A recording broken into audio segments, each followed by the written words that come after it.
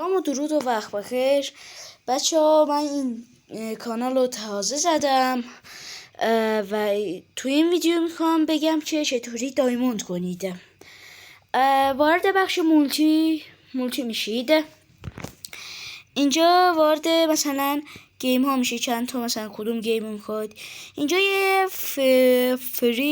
فری فایر نمیدونم چی حالا اسمش، اینو انتخاب کنید. 8 نفر است، میزنید روش. حالا تو مپ شیپمنت میزنید، مپ شیپمنت رو میزنید. حالا اون گانی که مورد نظر شما هست رو، مثلا من این که 117 رو میخوام دایموند کنم،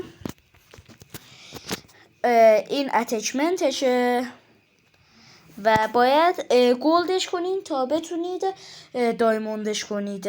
من 10 مچ بازی کردم و به هم 106 تا داد که بتونم 150 پر کنم. امیدوارم که از این ویدیو خوشتون اومده باشه. لایک و ساب یادتون نره. تا ویدیوهای بعدی، گود بای.